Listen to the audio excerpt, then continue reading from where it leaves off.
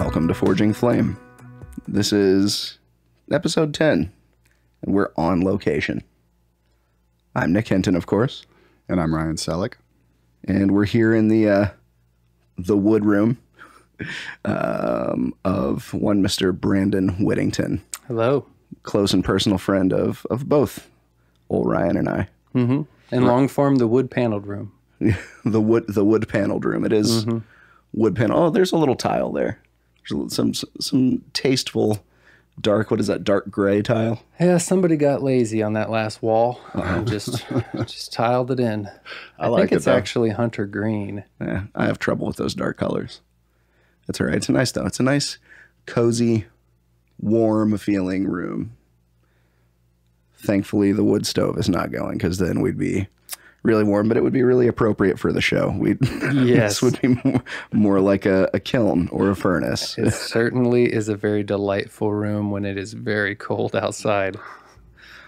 Anyway, so as I stated, Brandon here has been a very good personal friend of myself and Ryan for quite some time. I would say, oh God, let's see. When did we meet? That was 2003 or 4? 2004 maybe? It was no later than 2004. Yeah. Could have been 2003. It was freshman year of college. God damn. Okay, so coming up on 20 solid years now. I think I met the two of you guys really closely around the same time, I think. Yeah, I think so. I mean, I'm pretty That's sure fun I to met think about. you through Brandon. Mm-hmm. Oh, really? Yeah. Oh. Because, I mean, I came to work at Parking Solutions with Brandon, and man, I just name dropped them. That was Eesh. awful. Do they even still exist? I don't know, but they better pay me because that hurt the soul. There wasn't a lot of solutions, to be fair. So you don't have to feel too guilty. I feel like valet parking is one of those, like it's definitely one of those gigs that a lot of artist types wind up having. Yeah, it's one of the few industries that, for whatever reason, no matter who I've known who's worked for one, fiasco is the word that you can apply, like kind of uniformly. And I don't know what does, but it definitely will attract people who don't like being restricted by rules and like when you're supposed to be there and how to be professional. You can just show up, and as long as you're there, it defines the occupation. I was great at being there. Yep, you occupy some space. Yep. And you're paid.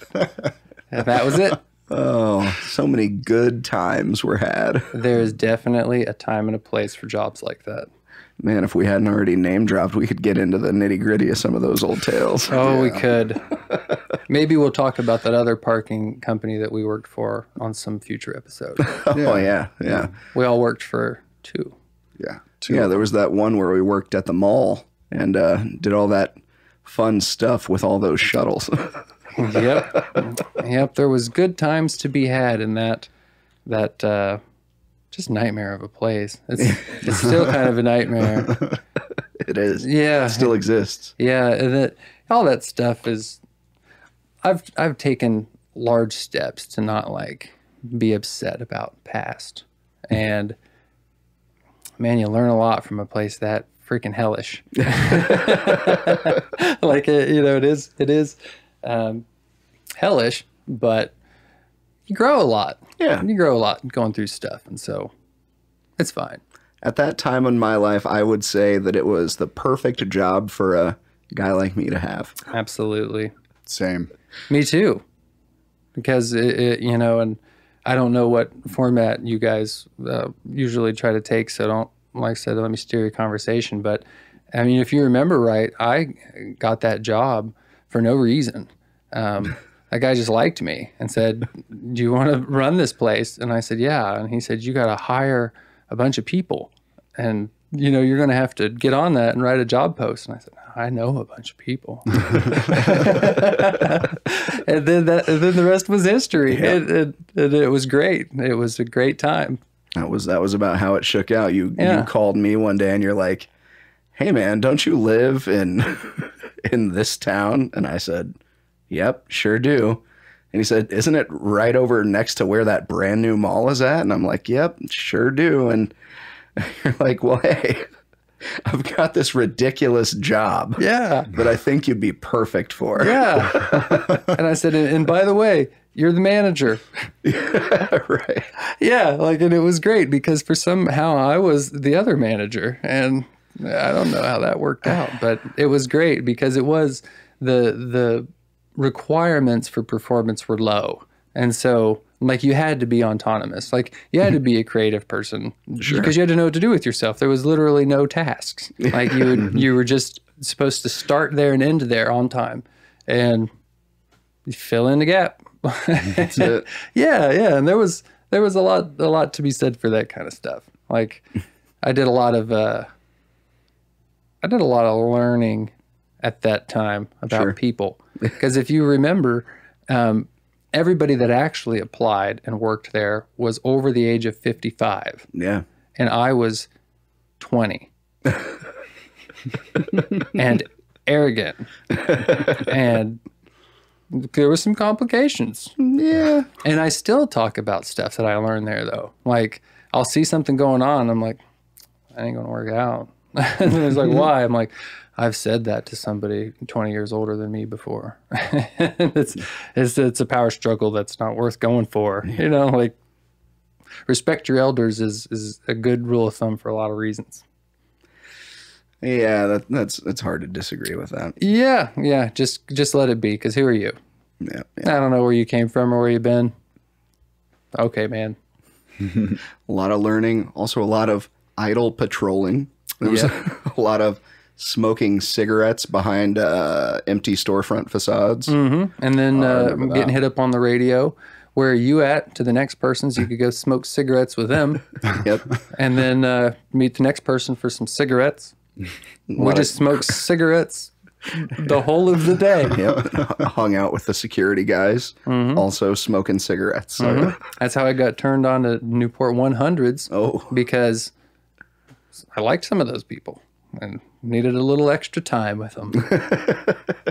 Right. I remember hopping on the segways and going up in the like the corporate office hallway. Yeah. Drag the racing unfinished like warehouse type setup. Yeah. Oh yeah. Yeah. Segways at a mall. Oh boy. Lucky I never broke anything. Oh, at least my own bones. Things I don't know got anything broken. about anything being broken. I don't know. You broke your bones on that job? Never broke any bones. Oh. Broke some fiberglass. Oh. It's fine. Never happened. Never. I don't know what you're talking about. This is a show about being creative. He's just making things up. Yeah, that's right. That's right. I'm spinning this yarn as it's unraveling. Oh, I do still have some beverage. I needed another. Yeah. If you need another beverage, we're right near the Right next beverage to your machine. beer fridge here. Oh, no, it'll be all right. I still got it. That's why I get these giant beers. I'm only going to have one at a time. Right. 2 would be unwieldy. Yeah. Now, okay, so at the time that here before we get too far, Ryan, how did you meet Mr. Whittington? I don't remember. Kurt? It's got to be Probably through. Kurt. It's got to be through Kurt. Yeah. And yeah, it's got to be through Kurt. Mm-hmm. Rest in peace. Yep, because I think our mutual friend Kurt, who has since passed, and I think I met Zane before I met you. Did you go to the gathering? No. That's what it was. That was definitely Zane. So yeah, I knew Nick, Yeah. and then I knew Kurt and Zane simultaneously at the gathering, and then Zane played a guitar, but it only went boom, boom, boom, boom, boom, and we needed the other sounds. And he said, "I know a guy," and Kurt was like, "And he's a great guy," and the rest is history. I remember I went to your the first time I met you. I went to your apartment at the Summit, I think it was called. Oh at the yeah, time. the high rise. Yeah, we went there, and like one of the first things you told me and Zane, because like both me and Zane are super shy and awkward. We sit down and we're being all shy and awkward, and you're like, "Well, I listen to your music, and it doesn't suck. And if it did suck, I'd be the guy that tell you that it would suck." I'm like, okay. And I've come to learn those words to be very accurate, but at the time I didn't know what to think. You know? So it's like, okay, cool. Well, he's complimenting me. Thanks. Yeah, I definitely have mellowed out since then. I mean, not a lot. But I've worked on it a lot. Some of the edges have smoothed off. Yeah, a bit. there was always a there was always a reason to perform, and I just don't anymore. And it's great. It is great. Like, staying on topic with that kind of stuff, like, that was all part of the music I was making. Mm-hmm. I just got hacked. All right, Windows. Computer sounds. Yeah. Very good. Yeah, but like, that was part of the image I was doing. I was living that. Mm-hmm. Like, I created an entire thing and then did that. And so, I mean, if you guys were going to make music with me, like, you aren't making music with me on Sunday morning when I'm making breakfast and shit. Like, you're making music with me on Friday night when I've got a straight jacket on and my hair's fucking dyed neon red so it glows in a black light, and just because, like, yeah. And so, yeah, it was a whole performance thing. But I was super freaking tickled that you guys were there, because, I mean, you played instruments. And although I was making music and had made music and done concerts and had people tell me they liked it and showed up for it and bought it, like, I just downloaded beats that were free and then took poems that I had written in junior high and, like, made them fit into those free beats somehow and did an awful job recording it. And because I had done something, people were really excited about it. And it didn't, I realized later that it didn't even matter what I did. It was just that it was anything. Nobody else that I knew in my high school or social circle recorded music and made it and then said, you can hear it. Like, it's a radio. And, we were from a rural area, and so it was super, super niche. And then all of a sudden, you guys are like, we play instruments. I'm like, hot damn. This is the ticket. Because, like, I didn't have any skills. Like, I got better at talking into the microphone at a rate. That's it. And then, like, you guys come into my apartment with guitars and stuff. And my music is mostly a beat. And so you can automatically just do something that sounds right. And you sit there and remember too, you're making rap music, I guess, for people listening. I was making rap music. What kind of rap music were you making? Yeah, what kind? I think horrorcore is probably what sticks the most. Acid rap is a broader term that people have probably heard, but I'm sure has been perverted by now. Sure. And isn't what people think it is anymore. But well, and to define it, horrorcore could be described as the same type of music that acts like the Insane Clown Posse released. In the words of Violent J, one of the things he said was, it's a form of media, and it's a scary movie on a CD. Right. And that's the way that I felt about it all the time, because I would say crazy shit. and I would end up at rap shows, and there are other rappers there, and they're talking about things that they've done or, like, stuff that they know. And I'm like, saying nutty shit. Like, that's obviously not true at all. And people didn't know how to take that in certain company. But if you were there for entertainment purposes, nobody cares what old boy did last week. And he's talking about now, compared to this dude who, right before he went on stage, cut the top off 3 glow sticks and dumped them all over himself. And he's quite literally glowing, and there aren't any other lights in this place. Like, who are you going to pay $6 for? And I got really into that whole image. Right. And it worked for a time. Musically, though, I mean, doing something like that, I mean, it's got to be a lot of fun, though, because you're not really limited by any sort of parameters other than, you know, keep it spooky, right? But Yeah. but you can cover a lot of territory within that. You I know? brought in metal. Yeah. When they showed up with guitars, like all of a sudden we formed Cathedral. And I was like, we got to get a more metal name and put guitars on it. And most people just don't change the style of music their band makes on the next album. But like, whatever. What else is? Yeah. That's the neat thing about fringe stuff in general. Like anytime people are doing weird stuff, once it becomes accepted to where they can walk around doing their weird stuff, you really get some awesome color out of people. Because like everybody's really strange. Like everybody is really strange. I'm completely convinced of that. I know enough people really, really well. They're all very strange. Like, and every time I get to know somebody really, really well, crazy strange. I'm raising a little human right now. Strange kid. Like all little kids are weird. I remember your little kid walking on me when I was at your party one day. She just gets up and stands on me, walks off. And I looked at you and you shrugged. It's like, yeah, right. People are weird. Yep. And we all have to like form what we need to do. And everybody always tells you that you can do anything you want. And everybody always says that you can be anything you want, but nobody wants you to.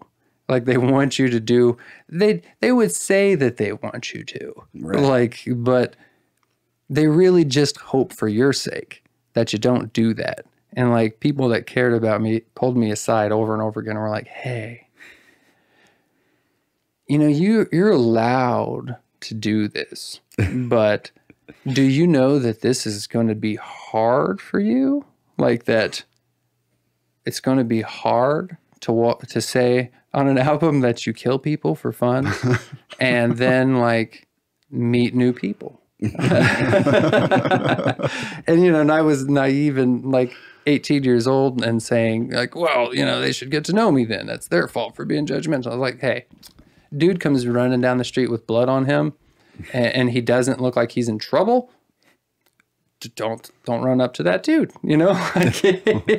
you can make some assumptions, and so I never could really fault anybody for just treating me poorly, because when you decide to live that image, you do get to produce some amazing color. Yeah. But you pay for it elsewhere. Like it comes off of something. Like meeting your girlfriend's dad. Never good. You show up in the hearse and yeah. I almost forgot I drove a hearse for a while. That's a hell of a first impression, man. Yeah. Yeah, it was. Yeah, because we had spokes on that hearse. Yeah. Oh yeah. Yeah, it had 100 spokes. That was awesome. I forgot about that. It definitely Just had a little momentarily. bling. Yeah. Some ghost flames. Yeah, I spray painted some flames on it, but I did the ghost flames because if I tried to make them like noticeable, you could tell that they were awful. And so I had to make them blend in a little bit. It was good. That was like $1,000 car. We wanted a van, and for hauling our speaker stuff, and all the vans were expensive because painting companies want vans and moving guys want vans, and then this buy here, pay here place had a hearse. And the guy was like, will you freaking buy this? Yeah, for $1,000 you can have it. And it had like 80,000 miles on it, and it was an 85 hearse. Yeah, like great. They don't drive them very far, right? Like, fast. Yeah. And so the interior was clean and sweet, and it smelled really, everything was really well preserved in the back, you know? Yeah. I had a little formaldehyde smell to it, but like our speaker equipment just rolled right in, right out, like, and it was a showstopper, pulling up in front of places. Micro camper for the gathering trip. It did. You could sleep in the back of it if you weren't superstitious. Yeah. I knew some people wouldn't even ride in it. Wouldn't even get in it. They're like, it's not okay. I had one guy tell me, you driving this car around is like a person who gets in a wheelchair to have fun. Like it's just a cryptic thing to do. Like even if it is good fun to pop a wheelie and do whatever, because you got don't do that shit. You know, like that's somebody's prison. Like you can't hop in there and have fun. You know, like this has been carting everyone's woes for 2 decades. Quit making music out of it, because we did a concert on top of it in front of a haunted house. Oh yeah. Yeah. Nice. Man, we were creepy. Yeah. It's so funny being older now, and like I don't, I think about that stuff. I don't forget those things, but I don't talk about it with anybody. And so that's pretty funny. The good old days, man. Mm-hmm. I never saw the hearse, but I didn't know that that was an accident, kind of how you came about it. That seems like something that you would intentionally do. It's kind of creepy that this accident kind of happens to Brandon, and that he sees the opportunity here, and he's just like, well, I can easily use this as a bandmobile here. Yep. That's like one of the only skills that I can say that is a skill is recognizing opportunity, because I don't make plans much. And things have gone pretty well for me in general as far as just being alive.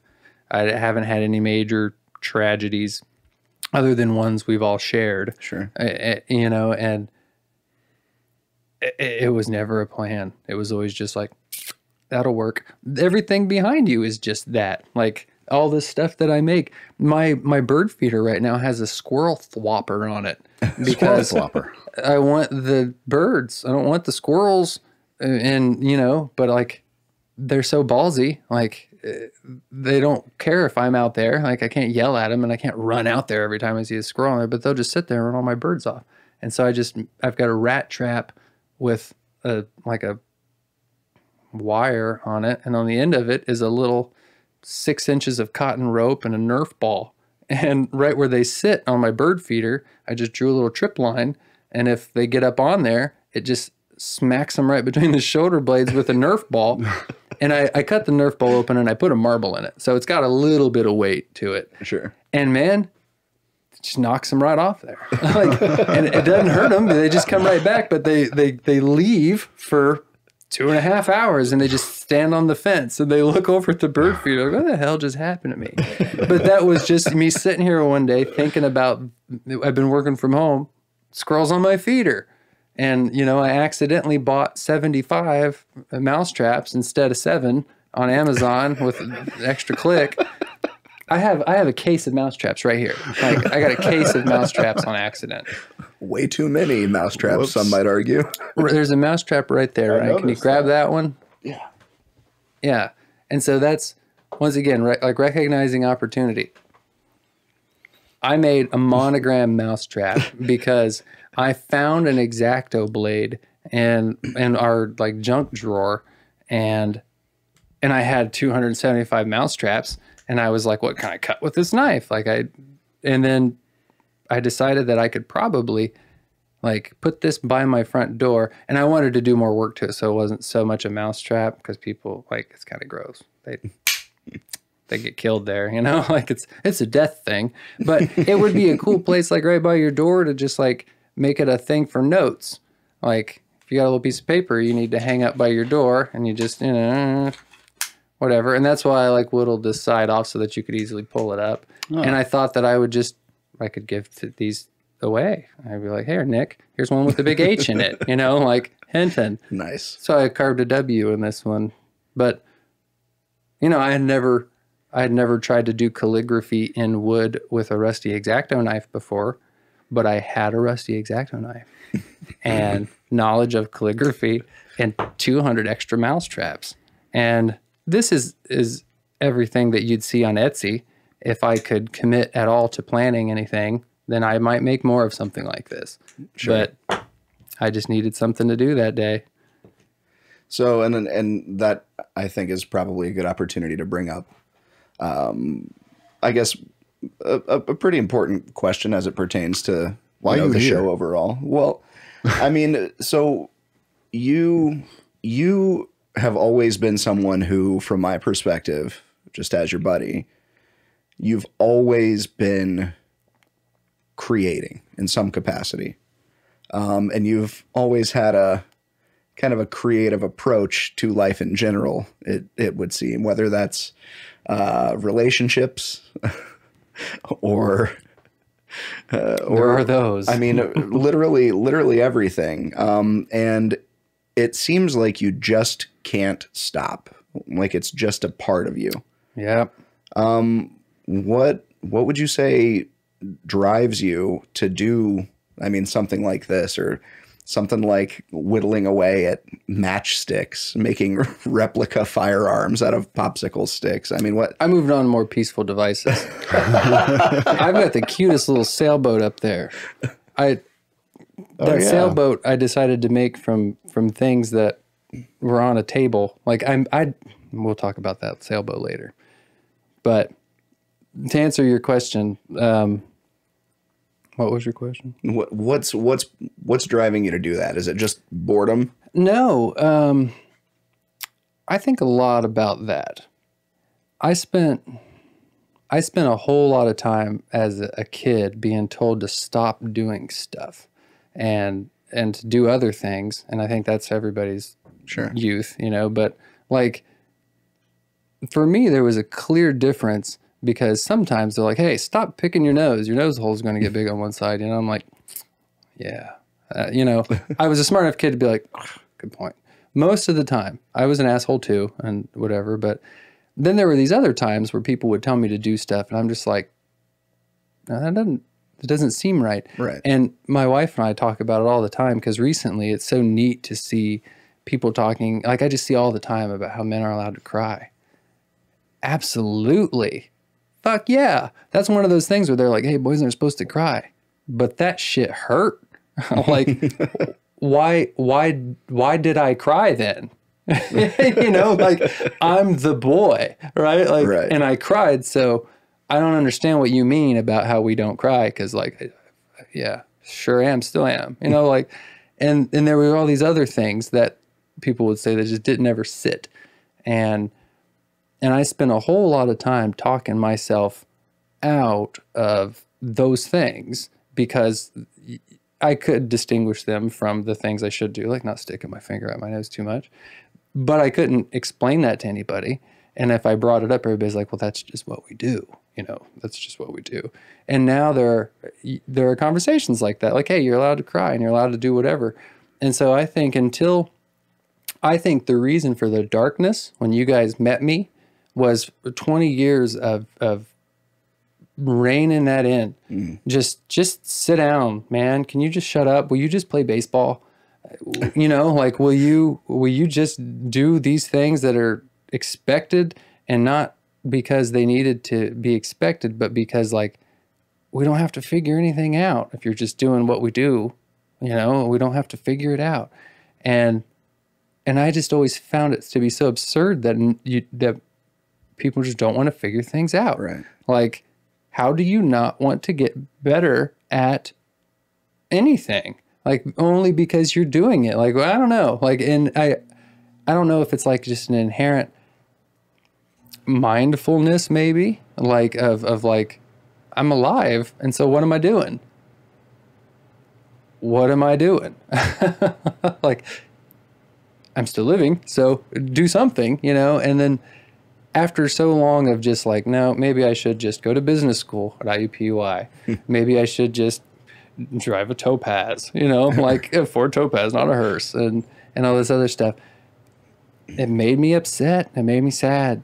And I still had to create. And so it had to make money because you weren't allowed to just make art just because. You know, like if it's art, it's got to make money. Otherwise, it doesn't qualify. Right. You don't get to make something and call it art. That makes you pretentious. Other people have to call it art. Like, and then you get to be called an artist. And these are all these labels that I'm trying to digest. And like, so as a younger, naive person, I was freaking mad. And I couldn't not do anything. And so I made horrorcore acid rap music about being fucking mad. And I think I literally got it out of my system. Like there quite literally was, I can't say it was a moment or a day, but there was a period when I just was like, done being that pissed and spewing that kind of venom everywhere, and done getting people to think about me in a way, and I'm just going to be myself. And like after that, this isn't a burden anymore. Like, and when it's not a burden anymore, it's not mad anymore, and it's not angry anymore. And I just make little fucking fairy houses for my kid, and I hide him outside, and he finds them and he freaks out, you know? And that's a fish tank decoration that I had from forever ago. And it's not good for anything. I don't have a fish tank, but like, it's not going to get old. It just looks like a log. So I'll make a fairy house out of it. Put it in the friggin' garden, you know? And it's because I got all those rocks. And who cares? Somebody's like, hey, that fairy house sucks. Oh, is your fairy house better? Like, you know? It doesn't even matter at all. Like, I just, and it's not that I just don't care, but the importance isn't there. Like, sure. I like creating things to make them be. And for a long time, it could only be ideas because you could quickly take those back. Like, if you're going to make a product, it better be something that's marketable. Sure. And making things marketable will just pervert your art. Like, trying to do any of that, it'll just sour you. I can't think of making music anymore. Yeah. Like, I think about the new songs, and I love the songs when they come out, and I listen to your songs, and I think they're great. And I'm just like, yeah. And I always am like, yeah, I should make a song or something. And then, nope. Because, like, I got to make stuff that is fragile and breakable and impermanent. Because, like, if something is fragile and you don't respect it, then you don't get to keep it. Like, you break it and it's gone. Right. Like, that sailboat. Like, I'm going to give that to somebody. And they'll have it or not. And if it's broken and it's gone, it's cool. It's no sweat. Like, I'll just make something else for somebody else. No big deal. Like, what I wanted to do was make it. And making things in that fashion, it's like, it's just giving away goodness. And I like that a lot better than spewing venom. Like, I never thought I would, but when I made music, you know how it is, man. You spend so long and you get mind numbed at your computer, and you don't go places that people have invited you, and you sit in your apartment and you do this shit and you just obsess over this shit, and you make this 2.5 minute long song, and your girlfriend or roommate or whoever is important enough to be around, you're like, hey, I really want you to hear something. And they sit in your room and you hit the play button. Like 35 seconds in, they start talking about some shit. And they're like, hey, yeah, with that thing in the can you shut the fuck up? I got 2 minutes. This is a 2-minute song. Can you stay quiet for the 2 minutes one time? Like, it's not even being an asshole. Like, it's like if you said, hey, I painted a really awesome picture, and somebody turned up the corner and went, yeah, it's really good. You could use more red.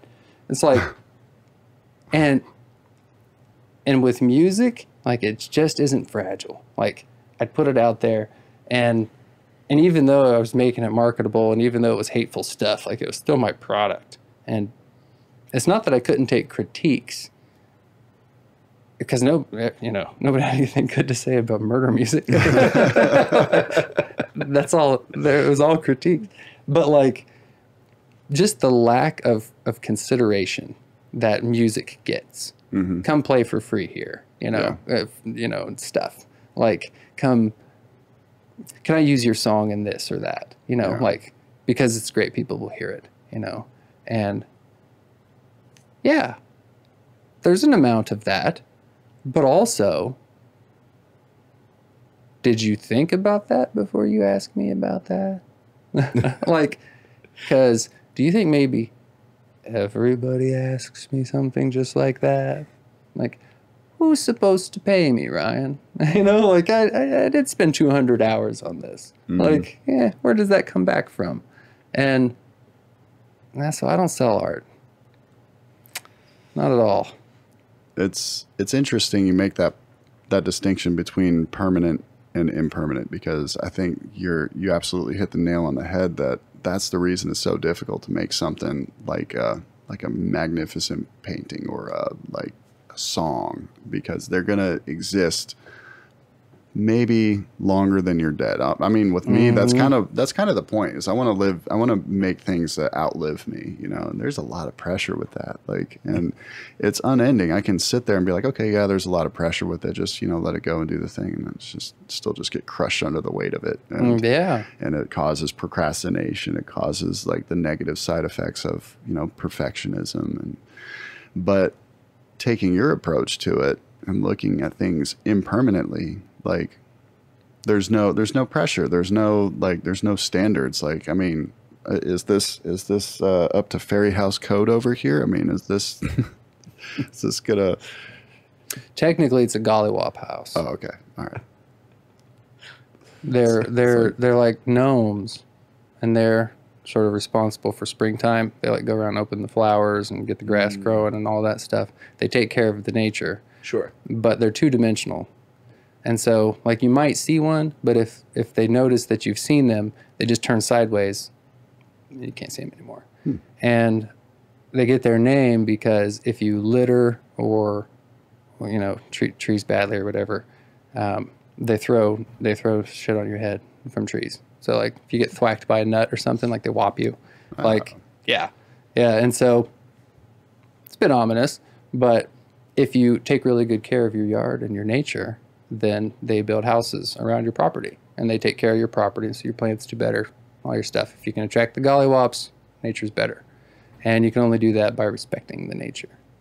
All right. Yeah, so that's... Did you buy it? Because, like, I'm selling that to my kid. I'm sold. Okay, I'm good. sold too. That's good. So that's what we got one out front already, and I get the solar lights, the little $1 solar lights, and I hide a solar panel in them. So when the sun goes down, the light comes on inside. He freaks out. And I'm like, don't go up there and knock on the house. He just got home from work and he's trying to relax. Yeah. I got a little diffuser from the those little fog fountains they sell at the flea market. Yeah. And I was trying to embed it in that little hollow stick I got. The little chimney could poop smoke after it rained and stuff. Like, I was just going to have it hooked up to the same solar panel, and if it happened to be wet, then little smoke would come out the top of it. Yeah. But that's only because I had all that stuff. That's where I came up with that idea. I didn't try to do that. I just had that stuff.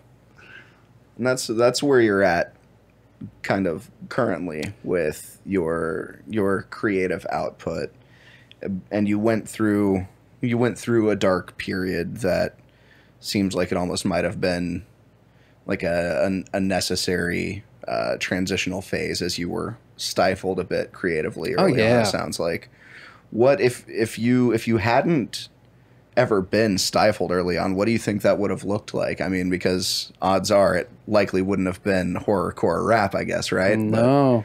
But I've never considered that, bro. Man.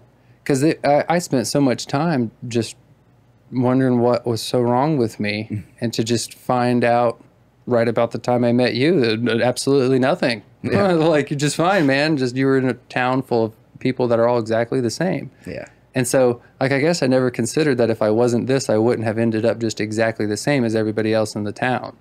Because, yeah. But then again, what if I'm still myself? Only everybody in that town was like, yeah, do whatever you want. I don't know. Could you have seen yourself ever ever getting involved in the theater, like some stage stuff? Yes. Not being gay was a major driver of all of my decisions until I was 20. And small town. Small town. My God, I watched the '90s movie by Jonah Hill. Have you seen that? Oh yeah. It's just called the '90s movie, and like they dropped the F-bomb, the new F-bomb, all the time in that movie, and he caught all kinds of flack for it. But it's just about prepubescent kids in the 90s. Yeah. And dude, I got called a queer 30 times a day. Like, and I mean, and it never even really had anything to do with gayness. Like, but it was just that small town mindset. And it was just that thing where back to the thing, the two things one that you were told you should do and one that you're told you should do that doesn't make sense. I remember being like, who cares? He kisses boys. Is he going to kiss me? No. Cool. Who cares? Like, I don't want anyone kissing me if I'm not into it. Like, Right. you know, so, but he's kissing him and he likes it. Fine. Like, why would we care? And so, yeah, I don't know. I've never really considered that stuff very much. I think that the theater stuff probably would have been, I would have done a lot more singing. Because Yeah. I ended up being a rapper because I want to sing, Sure. you know, but I can't. Just the most comfortable form. Yeah, of, it's not masculine to sing Right. on stage unless you're doing rap music or horrorcore screamo music, you know, like. So probably, man. Probably because I did show choir. Not show choir. I did regular choir until like the 7th grade. Sure. And then I got called gay a lot. And just sucked it right out of you. yeah.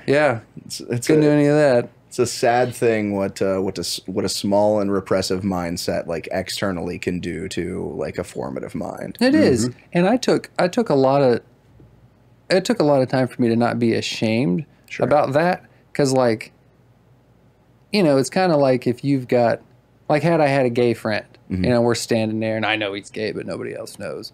And people are ripping on him and saying awful things to him. And I had like the opportunity to be like, oh, I know, and I'm fine with it. And fuck you guys. But I didn't. Like that kind of guilt. Right. Like it's weird that me not doing things I wanted to do because of things that now are so blacklisted, like calling somebody gay. Like I felt ashamed. Like I let gay people down by being bullied out of show choir, you know, like, yeah, because like that's the thing. Like this has nothing to do with my sexual orientation.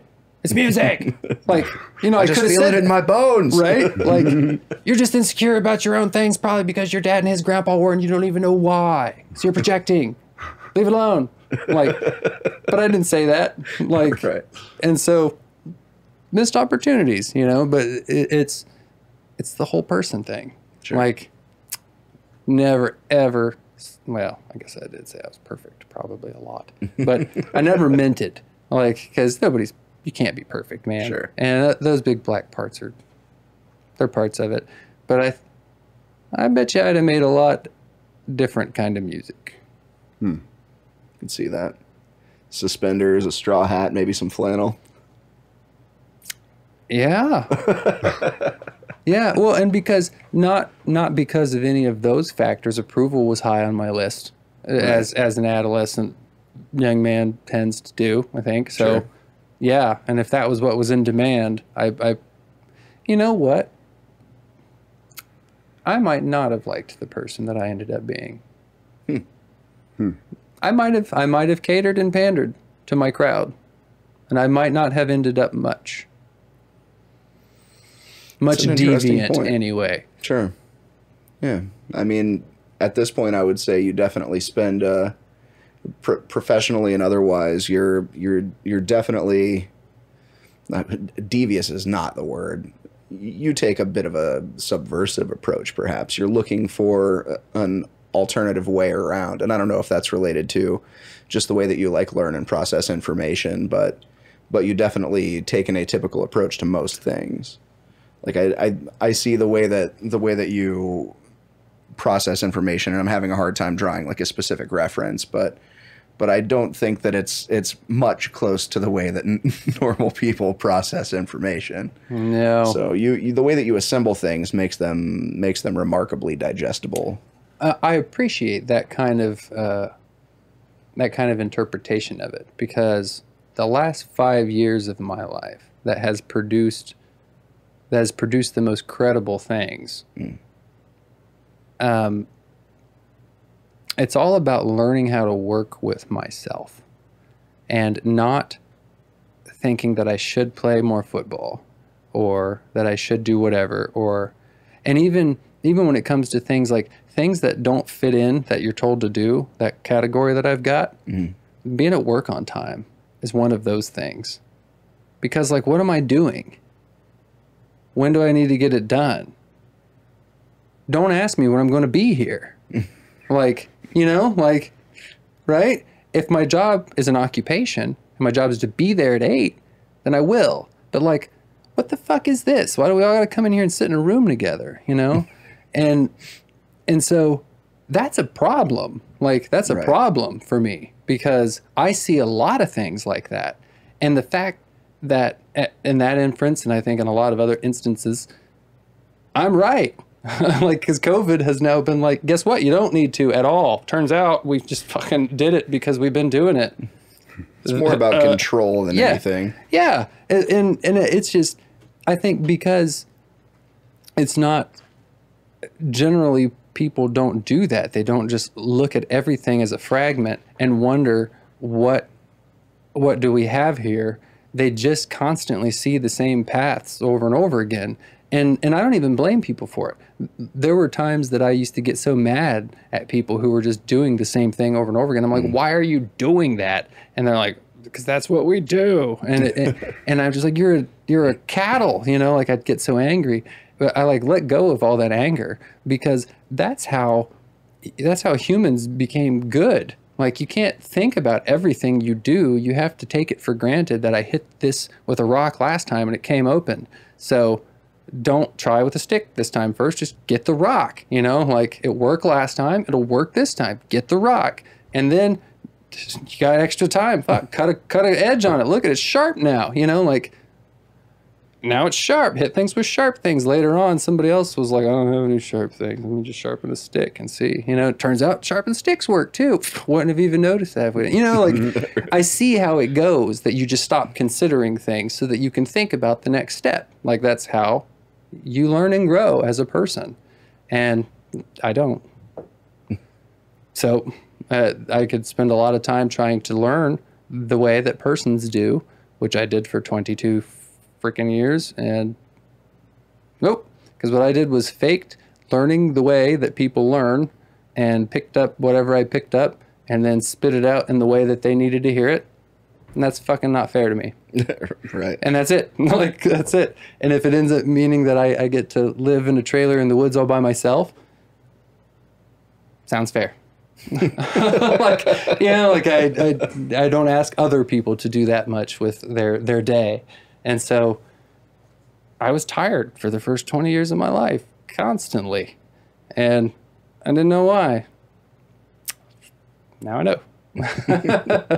It's so, yeah, I appreciate a kind connotation to the disposition. I mean, it's just like with anything, man. You can argue that a lot of things are learning disabilities, but they're only disabilities when you try and stuff them inside of a tight fucking constructed little framework, you know?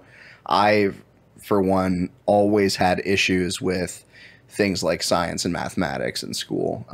Just on paper, they were problems. But, like, I can do some pretty decent math in my head just because of the way that I, like, chunk numbers. I'm very visual, like, mentally, and I can see the groupings, and I just reorganize them, and then I've got a sum, right? But that's not the way that, you know, all the worksheets from the big book of worksheets, you know, tried to teach me all of those things. I did that because I had a conversation with my father, of all things. One of the few things I can give that guy credit for is a conversation about division when I was probably 5 years old, and he just explained to me, like, multiplication and division in a way that made sense. And that was that. And the concept is what you need. Yeah. Like, teaching someone the path. Oh, I sure hope you're confident. You know, because I forget, I heard a song not long ago. I think it was by the Mountain Goats. And that dude's just always speaking some just prolific, large words. And he said, if you're going to teach something, make damn sure you fucking know it, and know it well. Because teaching somebody something that isn't it, yeah, that's wicked. Like, that's, you know, that's deceitful, you know, like, that's the guise of helping, and it's just your ego hurting somebody. Like, I'm very, very cautious with handing out lessons to people. And as a young, angry person, you want to teach people lessons. Yeah. When they make you mad or whatever, you want them to know that they're dumb or wrong or whatever. And You cannot teach people lessons. No. Nope. and so if I see somebody that I care for and I think that they should know something that maybe I know, I ask them if they want to. And if they say yeah, I go, here's something I've tried. I choose my words very carefully. And now I have a baby man, and that shit pays off because I choose those words carefully. My wife and I had a conversation first week. I said, we will not speak in totalities. That's my vote, because there aren't any. Yeah. Like we can That's tell ego, him baby. that everybody's going to die. Other than that, totalities probably aren't. I don't know of a lot of them. Sure, we can come up with some, but Need water and oxygen to live. Yep. You're gonna take a lot of shits. You're gonna die. That's all I know to be certain. yep. But always and never, not at all, man. To quote Mr. Rogers, sometimes isn't always. Thanks, Fred. Yeah. I think a lot of the problems that we see nowadays in thinking is that people think in absolutes, and people think in those ways where you build a wall and you can't penetrate that wall. You can't see what's on the other side, and there's no knocking it down. You have it completely right. If somebody is set in a way, you're not changing that, and it's a waste of energy to even try. But I like how you at least show them where the door is. You're like, hey, I'm going to open the door right here if you want to come through and hang out with me on the other side. It's the essence of goodness. Yeah. Is offering someone something that you have. Like, it's sharing and the basic principle of it. And it's like, hey, I found something that brings me joy. Do you care to know it? Fuck off. Okay. You know my number? You know, like, cool. No problem. You know, like, I don't push on people, and I certainly do. I'm not perfect, and I have a strong personality, and especially when I care for people, I will push on them. Right.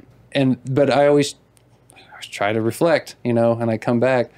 My relationship that I have with my wife is ridiculous. Like, we just walk back into the room and say some completely opposite shit from what we just said all the time.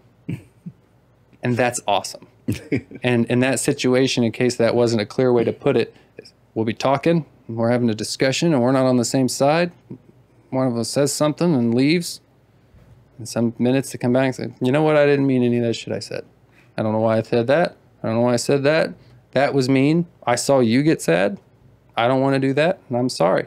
And I don't want to do that again. And we do that all the time. And it's awesome. Yeah, It like, is. and it's just that, like, just want to share a little bit of joy. Like, there's no extra time. Yeah. And me forcing you to be happy probably won't result in your happiness. I don't know. History or something maybe taught me that. Like, maybe I read a book or looked around. Yeah, so it's That's like thinking revenge will solve the problem or end the conflict. yeah, and instead it just comes up with quips like it's best served cold. Like other bad ideas. Yeah. You were talking about erecting walls and my, like, what the image that popped into my mind is everything, kind of operating off of some sort of like wave form, right? Like everything is just an array of frequencies in some packaging or another. But if you got a pool of water and you drop something right into the center, those ripples are going to expand outward until they hit a wall, and then they're just going to bounce back. And they might even look like they've dissipated at some point, but they really haven't. The only way that they're going to dissipate is if they're allowed to fully expand. And that's, the same thing with ideologies, trying to crack through. If you've got that wall, it's just going to get bounced right back to you like a shitty game of ping pong. But you kind of got to let that fucking ball fly off the table, right? Like you kind of need to allow that full expansion of ideas to seek common ground. You need to let the young lad not be stifled in his creativity so he can maybe get a little more stage time in a way that's not quite so dark, but luckily enough, being here and being on the other side of all of that, I'd say that you've managed to Shaolin your way through a lot of things and come out pretty sparkly clean on the other side. I'm completely happy with my life. Yeah. Yep. I will not. I'm fine with this. This is great. You are 100% the example of fatherhood that I explain to other people.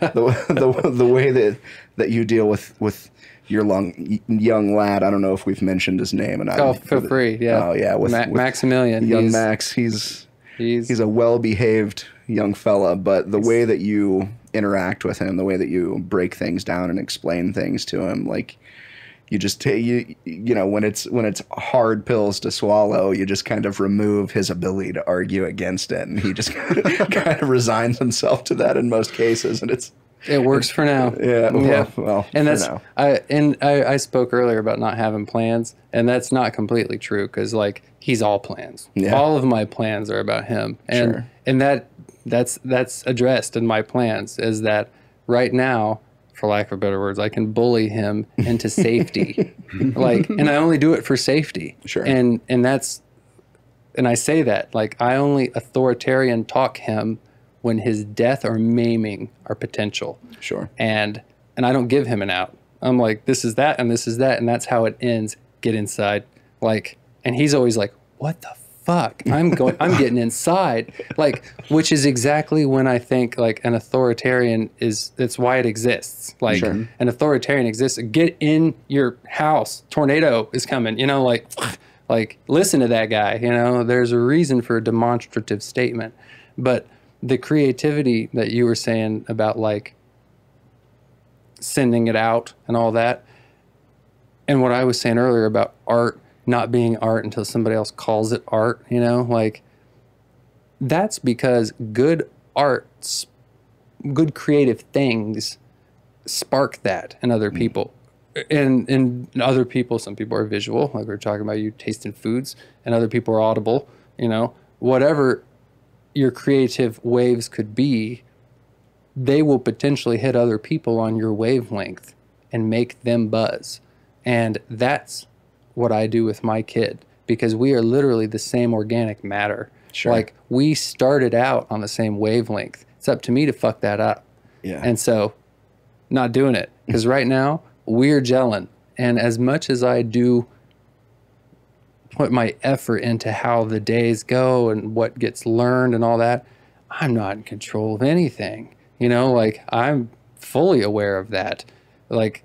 Another reason why the creativity happens at this magnitude it does is because, to quote a Pinterest post somewhere, my heart's walking around outside of my body, gone from me. And I have just this lack of panicked control, and I will whittle this fucking mousetrap into a toothpick because I know when it's starting and I know when it's done. There's all of that stuff.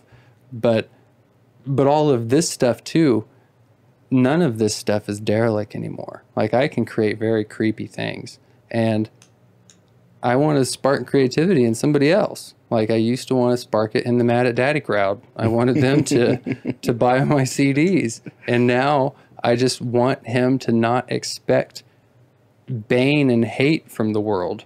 I don't want to spend all my time warning him. Right. Because I can show you some things that are so beautiful, you will absolutely run from shit that sucks without anyone ever telling you that it sucks. That's my game plan. Because, it's there. It's right there. And it's not, oh, you better go do that. You'll be really happy, because if you don't, you'll die. Oh, okay. I know a backhanded statement when I hear one, and there's just that, and that's why it can't be religious, they're just, you don't need to worry about it all the time. It doesn't have to always be running from something. You can run towards things. There doesn't have to be black and white, false dichotomy all over the place all the time. And it's just what you make it, man. Life's a garden. Dig it. was waiting for it. Joe Dirt. This is my favorite ever. Yeah, just love it. But like having the little boy has reshaped everything that I do, because I don't shelter him from stuff. We talk about some huge shit and he asks about it. I lay it on him. It might be fragmented and it might be general, Sure. but he knows about some huge shit. And I'm happy with that. I don't know how it'll go. Maybe he'll grow up to just be a manic case, because I just don't talk to him like he's a kid. I'm not raising a kid. Right. Talk to him like he's a guy. Yeah. And I tell him, here we go. What does it do? What does it do to your ability to think freely when somebody who is your obvious superior just levels with you? Even just go to any time in your head someone said that term with you where they go, hey, look, man, I'm just going to level with you. Sometimes it's like a car salesman and he's lying to you. Forget those times. But like when I'm hanging out with Max and he's being irritating or obnoxious for whatever reason, I see it. I was a little jerk too. Like, and he's being a little jerk, and I know it's just because I'm not hanging out with him. I got the right cars. Like,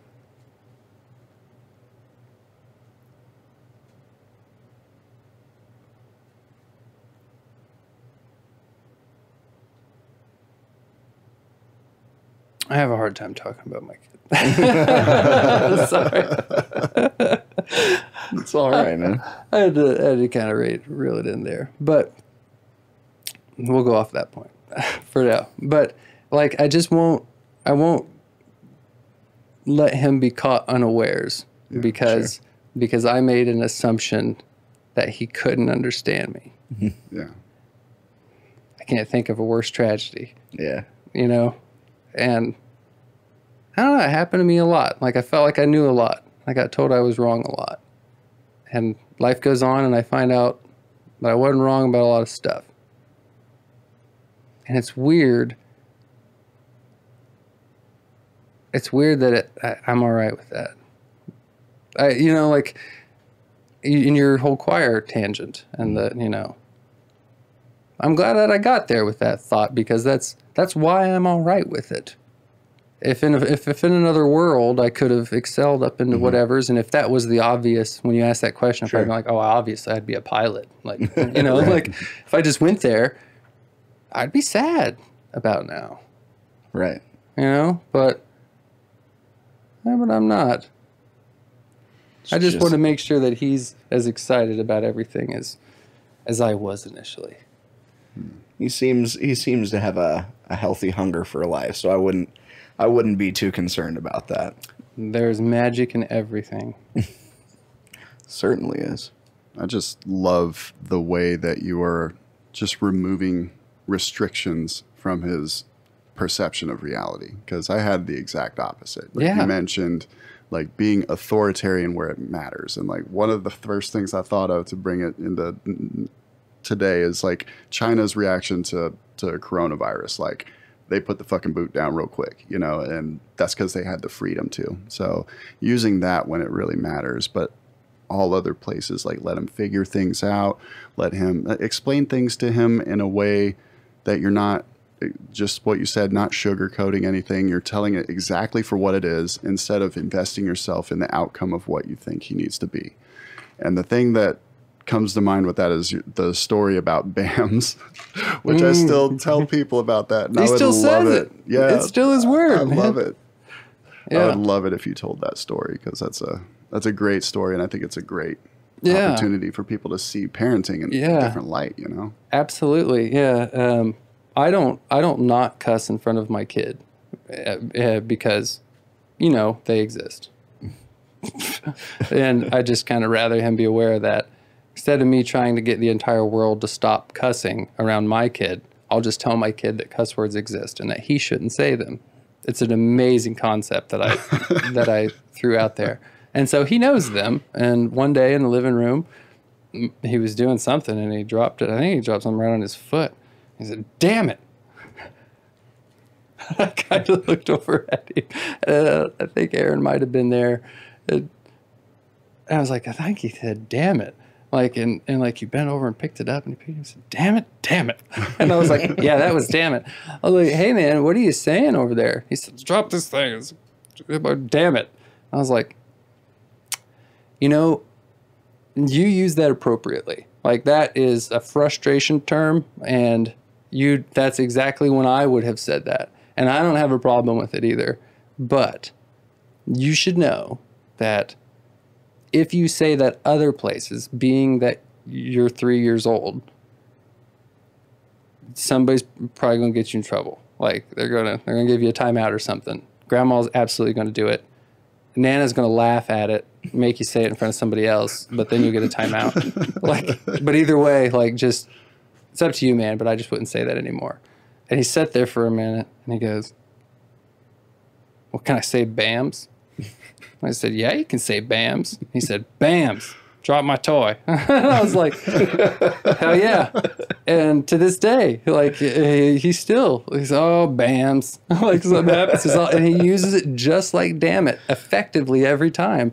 And just words, man. You know, like we made up those words. You make up your own words, dude. It's beautiful. But yeah. you solve the problem without lying to him, without putting the boot down where it wasn't necessary. Like you solved it. He replaced the word, and it's literally no longer a problem. Wherever he says BAMs on the planet, nobody is going to give a shit. Nope. No, doesn't matter how he's using it. It's yeah. And there's been other times where we've talked about swear words, and I've, you know, and he's older, and so he wants more details. He's like, give me some more background on that. and I had to just lay it out for him. I said, everyone in the world got together and agreed that these words, when you say them, get you in trouble. If you are, how did I put it? I said, if you are an economic dependent, then you will be in trouble for saying swear words. And he was like, why? I said, no reasons that are good. But that's what everybody agreed on. And so if you're in school, whatever, and you say any of those words, you get in trouble. Because of magic. Just because. Yep, just because. Yeah. And that's how my mind always saw stuff. Like, wait, so no to those words? Yeah, those are awful, bad words. Could we just not make bad ones? Then we wouldn't say them. You know, like, do you just agree? You disagree with some words, and you think I shouldn't say them? Because that's not what you said. You said these are bad words that shouldn't get said, but you have a problem with it. Yeah, and like that was really obvious to me as like a 6-year-old, because like heard a lot of people dropping F-bombs. Heard a lot of people telling me that those were not good words. Seems like some people like F-bombs, some people don't. So yeah, like my agenda is not his life. Like, he's his own human.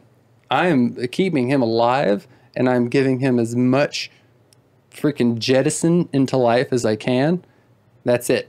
When the flood comes, I know full well that I will drown holding him this high. And I just hope somebody gets him. Like, that's it. And it's so awesome to not have to, like, I can prove myself anymore. Like, everything that I do is awesome. Great. I will just do more of that. Pandering to the crowd. Best crowd in town, man. Like, that's why I made the boat. That boat up there, that sailboat, I was sitting not 80 feet away from where I met you initially when I made that boat. In my head, I remember making that boat, and the Chancellor's restaurant at IUPUI, University Place Hotel or whatever it was. Corey and I were there drinking pitchers of beer instead of going to class. and I was just sitting there looking at the table, and there was, can you grab that boat, Ryan? A little sailboat up there. I sure can. I was looking at the table, and he's talking, and he talks more than I do. So, I mean, there's a A lot of talking going on. Should I grab this whole platform? Oh, yeah, sure. And as I was just sitting there listening to him talk, which I found out later in life I have dastardly ADD, so never really listening, I was realizing that from the coffee stirrers, toothpicks, and napkins, I could make a boat. I had everything I needed on the table to make a little boat. And since then, I've probably seen a little boat 1,000 times on tables. And I'm like, man, if I just had more time, I could make a little boat. And so... And a little knife. I made this little boat. Yeah. And that little butcher's knife, I actually had a pretty good edge on that thing. I've been cutting stuff with it. But yeah, what did I make that out of? Nice. I made that because there was a popsicle stick that had really kick-ass wood grain. And it had this dark wood grain and this light wood grain. And I was like, you could do... I wanted this dual colored handle Oh, yeah. backside. They're not real rivets, by the way. I didn't. But I did make it look like they were rusting into the stuff. For anybody who's listening, I'm holding a miniature butcher knife. Take a picture. Oh, yeah. Take a picture. Definitely. Of this. Definitely will. But like this little sailboat, it goes on top of that little mirror right there that I'm building. I'm equipped. There's a mirror behind you there, that little thing. It goes on the mirror? Yeah, pull up the whole wood with it though. Oh, okay. So yeah, because the other have day... a whole get-up for it. Well, I didn't mean to, but the other day I broke a mirror, and I was like, this mirror sort of broke. Oh, sorry. So I'm like, this mirror sort of broke in the way like you'd hold it. And so I was like, well, have you ever seen how they make a mirror? Dude, No. it's a No, lot no, I of fucking haven't. work, man. Like, I'm sure it's not a lot of work anymore, but silver oxide or whatever they coat the back of glass in, like, it's an awful process. And this is a mirror, dude, and I sure shit did break it. But, like, I really felt bad throwing it away. And so I thought maybe I could just get some popsicle sticks and make a frame for it. And then I could just have a little handheld mirror. So this is the bottom of the frame. And I'll probably end up, I'll sandwich it. But I've got to build up these sides because I want it to be solid. I don't want it to be a gap in between them. But I'm also going to embed, I've got a whole bunch of rare earth magnets that I pull out of hard drives. We're supposed to destroy them at work, and so we destroy them. The hard drive's gone, but there's freaking magnets there. So I've got all these super powerful magnets, and I'm going to stick them inside of this wood frame in the corners so that I can stick this mirror. But either way, halfway through that, I made the boat. And I took some pretty kick-ass pictures. I've got some little pebbles, and I put them up, and so it looked like there was some rocks. He was sailing around. It was If I really catch cute. your shirt in the reflection, it looks like there's blue under them. Yeah.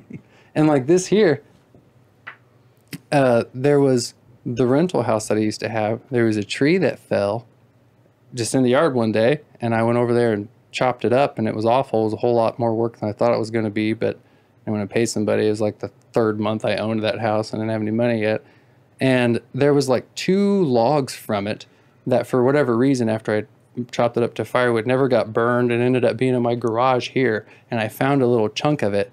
And I didn't have any woodworking tools, but I, for some reason, wanted to do it. And so this dish here, like this dish part, this is the exact pitch or diameter or radius or whatever of my circular saw. I've got a chop saw. And this impression was made by me holding this and bringing my saw down and making a line and turning it. And I did that for like 45 minutes like this until I had a perfect cup inside and I didn't chop my fingers off. And it was because like when I looked at that wood, it looked like a zebra. Like, and I was like, this wood is like, I know this freaking tree, man. Like, I spent a lot of time with this tree. I found out later my chainsaw blade was just dull. And it's a saw that my dad gave me that he bought before I was born. So it's not, and I was out there for like 6 hours chopping this tree. And so anyway, I wanted this to be something. And I wanted it to be something so bad that I had my fingers under like an 18-inch circular saw to make it, but it's kick-ass. Like, I was really careful. And I even chopped a couple too deep. You can see like right here is one blade cut. And I like it.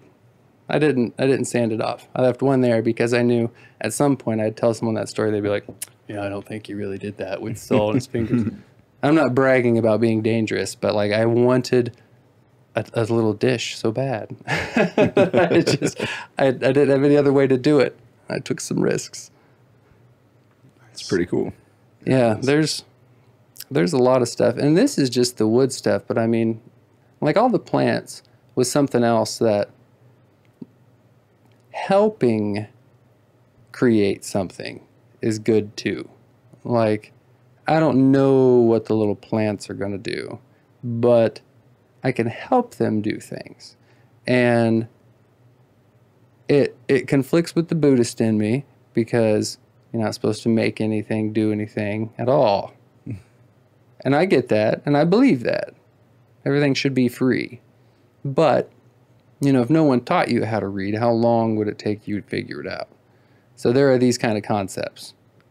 And I already told you what I'm doing to that sugar maple on that piece of granite. How long would it have taken in nature for that seed to fall on that bitchin' piece of granite and grow up looking sick and wicked in a good way? It's fair. Yeah. So, you know, there are parts of me that feel like I might be improving the lives of these. Look at the spider plant I gave Ryan and all this. Look at all the proliferation. I wouldn't be doing that in this temperate climate if it was outside. Yeah. Is it living in a cell? Maybe it is. Arguably. Yep, maybe it is. Staying fed.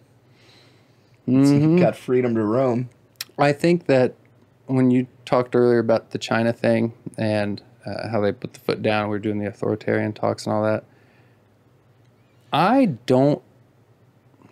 What changed when I lost all my anger and I stopped doing that music and moved into different forms of stuff was I realized that there is no 100%. Like, and it's back to that telling Max that we're not talking in absolutes. That's a product of this exact same realization, is that everything is gray completely. And if you think that it's not, look more.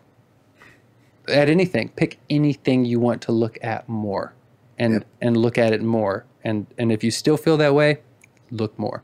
Like, because I don't make shit up. And when I look at things, there's more. So if you look, you'll see it too. And right and wrong and all that, good and bad, authoritarianism, bad. Yeah. Unless it keeps everybody alive. Yeah. You know, like, ain't so bad then. And everybody likes to throw justifiable homicide up when you try to bring it. They're like, well, yeah, killing someone's bad, but if they're trying to kill you. Bad's not a word I like to use. It's a sad thing. It's a sad thing when somebody gets killed. If somebody comes into my house trying to hurt me or my little boy, I'm absolutely going to kill them. I will feel awful about that. That's not the person I used to be. Used to be more black and white. I don't know where you're coming from. I don't know how you ended up in my house. If I didn't have a little boy and a really pretty wife, I probably wouldn't even shoot you. I'd ask you some questions first. But I got my money on the house, man. I'm all in one basket, and we ain't got time for questions. So I'll leave my address so everybody can know what house is not coming. No, that's such a It'll dark be in thing the to show say. notes. Yeah, because like I really am just such a happy person now, and it was a strange jolt for my life when I got married and was so happy with it, and then had a little baby because I had made so much peace with things, and I wasn't angry anymore, and then like all at once I had a reason to kill again. Like I couldn't think of something that would get me to physically go after somebody until I had a little baby boy, and they're gonna have to pull me off of you. Absolutely, I will lose my mind. Like, That's the only absolute here. yeah, like yeah, that is for sure. And you know the worst part about it too is that I even know that that's not true, because he's always watching me too, and what if he watches Daddy fly off the handle because of how much I love him? That's not what I show him either. And I won't not be thinking about that when I'm getting upset about something. Like, the situation would always have to warrant the action. I don't think that I have ever been a very reactive person, but the capability, well, we can get there. I guess I shouldn't say that it will always be there, no, but we can get there for sure. Go there. You want to grab me something out of that old fridge? Oh, yeah. Yeah. What'll it be? Oh, who even knows what's in there? That fridge, man, it's... Looks like you're just blocking it just a wee bit. If you move to the right a little. I am. But I like how absolutes have come up a few times in this podcast, because that's something I really think a lot about, especially with all the tensions going on. If there's anything that you feel upset about nowadays, there's a lot of that type of thinking, and it's hard for me to not engage with that, because I think like a computer, and when I encounter something that doesn't make sense or is self-contradicting and not aware of it, like, I instinctively want to address it and get involved with it, but I'm wise enough now to know that that's not worth the energy. But it still gets my brain going. If I see some bullshit or just see some hypocrisy, it's hard for me to not work it out in my brain how I would like resolve explaining it to this person. It's like my brain just naturally goes there. It starts thinking about the argument I would put together, just like a computer. Well, how are we going to address this? Like, we're going to crunching numbers. Meanwhile, I'm sitting there for 10 minutes thinking about some shit. I'm just like, damn, gotta come back. But So I'll pose this question to you then, because I've been there with that, and it's a good place. The reason why you spend 10 minutes there is because you're coming from a good place, according to you. Like, you've never like, I'm going to come up with this so I can crush that motherfucker. Yeah. You're always like, they should know this. Like, this is something that they're like wrong about, and there are probably negative repercussions about it. I assume if you'd see somebody say something that was wrong, that was a topic that didn't really matter, you probably wouldn't spend a whole 10 minutes thinking about it, you know? All right, I feel a little better. Yeah. Well, so here's the good thing, though, is like, now you have a challenge, though, because I also was that person. And what I learned was, how logical fallacies work and how cognitive biases work. And they're freaking written down. Like, you don't have to go figure this out for yourself. Here are what humans do in these situations. Put a human in there and they do it this way. It's not 100% of the time, but you can bet on it, And the one thing that I read that I could never forget is the double down. And that's when presented with irrefutable evidence, completely contradictory to something somebody just posed as a belief, they will double down. And that makes no sense. It baffles economists, but human beings do it. It's why Christianity is still happening. There aren't any good reasons for it, but you double down. And you double down as a community. Now we're on 2 or 3 centuries worth of it. Like, doubling down is what people do. And so if you can get past the double down defense, you can actually have a conversation with somebody. But you have to first not somehow trigger that knee-jerk reaction to double down on their bullshit. and the only way that I can do it is by asking some form of a question about something that's part of that 10-minute agenda. Like, and it's usually the first question I come to. Like, well, if they did it this way and this way and this way, the first question I come to is, why the fuck aren't they doing this first thing? Like, and so before I go on to my plan, I just ask that question. Hey, why do you feel that way? That doesn't always turn good results. You can ask the abstract version of that. Hey, how would somebody else feel about this? Or how do you think this type of person would think about that? Or what about this other situation that you're talking about? Like a slight hypothetical, because the trick is to not get them to think that you're aggressing or like coming against their ideas. And you don't want to, because you wouldn't be invested if you didn't think you were coming from a good place. So it's not like you're being deceitful.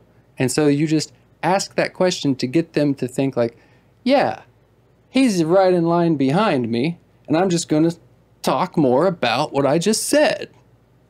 That's all you need is more. Like, that's all you need is more. As soon as they say the very next thing at all, whatever question you ask after that is a floodgate. And you have a conversation. And sometimes you end up in a fist fight. Like, because the floodgate, if somebody's really feeling strongly and you're asking some jackassy questions, like, that might be where it goes. But, like, for the most part, people want to be heard. And a defense mechanism of doubling down is self-inflicted wounds for people, because we want to be heard. And that's why after you double down, you don't like that person, because you doubled down and then you felt hurt by yourself, but they're the only other person there, so you just leave. And I have just, it's those old people at Parking Solutions is where I learned that. Like, I can't tell you anything because, boom, double down. If I tell you, just double it down. Hey, what would happen if, you only took 15-minute breaks? Because you'd probably get out of here an hour early. Well, then my feet would get cold. Sweet. 30-minute breaks it is. Like, like that's a simple one, but like usually just some open-ended investigative questions that don't show your side. Mm-hmm. And I've been surprised. That is the big abstract version of offering people the lesson. Mm-hmm. Like, hey, you think about this part about that? Nope, never would. Okay. Like, you always have to, I guess you always have to be willing to abandon your cause really quickly, because if you ain't hearing it, I ain't saying it. Like, you can't be flapping jaws all day for no reason.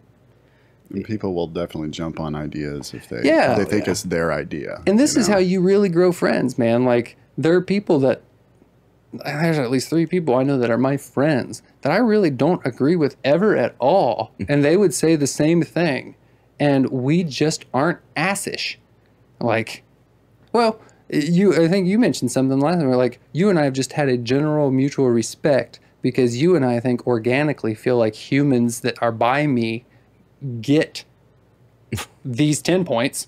And then based on your merits and goods, I will either just leave or whatever. Like, I don't ever want to come at anybody. If I don't like what you're doing, I'll just go. Right. And you're kind of the same way. And that means you're always welcome. And if some shit goes on you don't like, you can leave. Right. That's exactly what I'm going to do if I come to your house. You start doing some crazy stuff. I'm like, all right, well, gotta go. I'm going to try to get you to stop.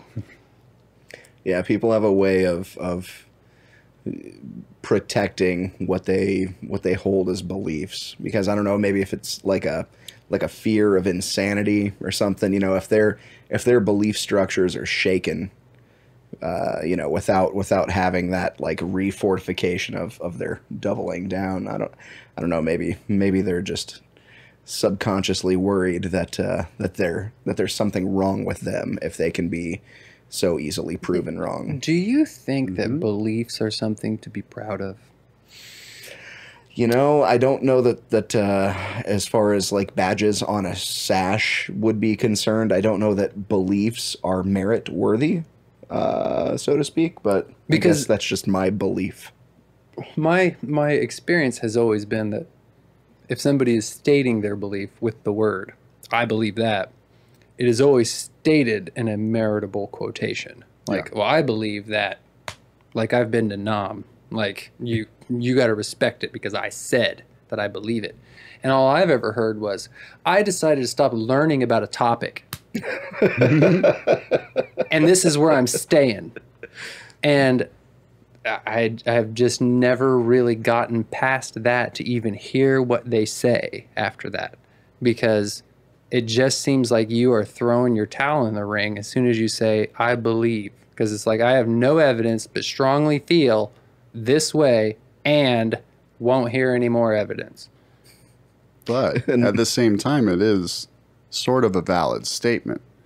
It's better for somebody to, well, they probably aren't framing it in a way that it's their belief, but when we think about the things that we say, it's pretty good to put it within those contexts. Well, I believe this. Like Robert Anton Wilson says, well, it probably didn't originally say it, but any observation that leaves you out is inaccurate. So if your observation is your nervous system, your senses, your brain, you know, and you incorporate that into the observation, then in a way it's scientifically accurate. It's accurate that you believe that.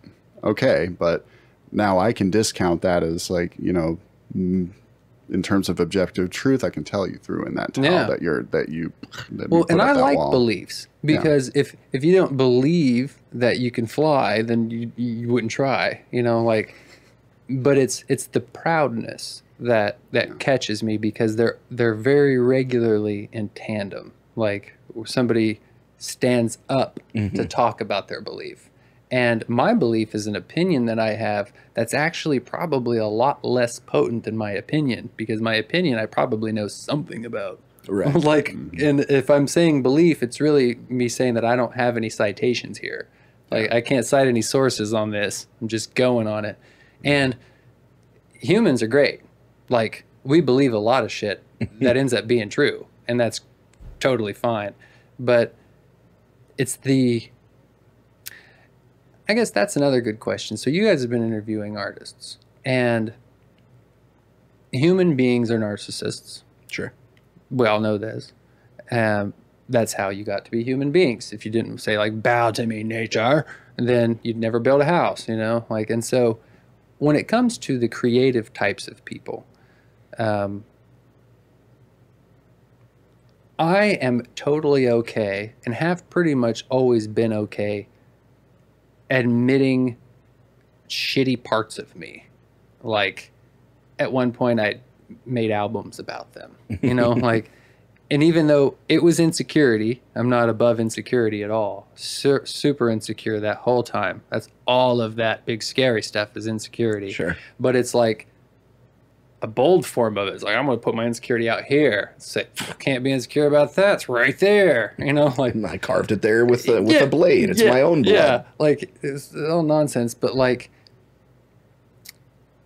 do you think that creative people are more regularly including themselves into things? Because I feel like when I'm creative, it's when I'm porous. Like, it's when I am part of stuff. My observations are from me. Like, my creations are my beliefs. Like, I believe that I could make a boat out of stuff on my table, you know, like, and when I'm in an environment that allows me to come and go from it, then that's when things occur. When I'm in society, I clock in and I clock out. And I know a lot of people don't ever actually clock out. Like, they don't come home and get fucking strange. Instead, they come home and they still act like they're not strange while they're alone and they're sad. Have you seen, just with your recent exposure, because I know your creatives are a broad swath, you haven't been talking to just musicians or whatever, have you noticed anything like that? Is there a general difference in I would say, organics? well, so in terms of perspective and including oneself as an artist, I think, so what I see of not just the artists that we've spoken with, but of artists in general, I see in their creation, in most cases, an attempt to describe the world as it relates to their own perspective. And I also see an attempt to describe themselves to the world presented in a manner that shows how the world has had an influence on the self. And then some outliers, people like you who, in some capacity, your life itself is almost the body of work, right? Because I don't necessarily see that you, through the creation of this little sailboat, I don't necessarily see that this is an expression of your perception of the world, but rather an exercise in your influence on the world. The manipulation of the materials. Even back to, you mentioned the fish tanks. One thing that you did way back in the day that I was always really impressed by was you had, well, not only did you have a variety of aquatic and amphibious wildlife, around, but you also had this little vivarium, and I think you might have had the poison dart frogs in there at one time. But it was just a bunch of shit that you'd salvaged from creeks and like the woods behind your apartment, and like just a bunch of stuff I found. Yeah, just stuff that you were trying to get to cohabitate and stay alive and keep other stuff alive, and you were like balancing nutrient levels in the water to keep some microorganisms alive that were feeding some fucking moss that you scraped off of a rock somewhere. I did spend a lot of time. And you could definitely, and I mean, back to narcissism, right? You can definitely see a bit of narcissism in that God sort of an complex act. all Yeah, over exactly. Which thinking about your chronology as an artist, the God complex is not, it doesn't not fit. It definitely has its home in there, right? But also that is, again, that's your expression from my interpretation, right? Your expression of your influence on the world. And it's not, it's not a painting and it's not necessarily a song, but it's still a very creative and artistic endeavor. It's just a lot more fleeting. It's back to one of the recurring themes that we keep talking about is like the transience of some art, like a mandala, right? It's made in sand, and when it's done, it just gets wiped away. And that's kind of the same, the same thing. It's just it's like a living, breathing work of art that you made, but also super fragile and definitely gonna just die sometime, I am happy about the lack of permanence, and I've thought a lot about what you said earlier about making things that exist after you die, and that was always a driver, permanence, just a little form of permanence. And I think it was the Madam Walker Theater, and I went by it and I saw, I'm assuming it's a person whose name was Walker, and she put it up on the building, and I've seen names chiseled in the buildings, and then I was like, that's the same thing. That's just somebody trying to go on when they're gone. Why else would you put your name in a building, And then I was like, yeah, I kind of know of another place people chisel names in a stone a lot, trying not to be forgotten. So I don't need to own a building. Like, just as good. As a matter of fact, I need one person to give a fuck. That's it. And I get my name chiseled in stone like Madam Walker. There you go. Yeah, and like, it's brought it all into perspective for me. Like the trying to create permanence thing. It's like any of my blades of grass in my yard just trying to be a little greener than everybody else. I hope he is, and I hope he feels like he is. Whatever. And like I like finding my shortcomings. It's like a reward. Because when I find my shortcomings, more frequently than not, luckily, they're small, because I've found a lot of big ones previously. And I just get 15 aha moments after that make my day. Like, you've been thinking about this in a fucked up way. That's why you hate doing that. That's why you hate doing that. That's why you don't even like that guy.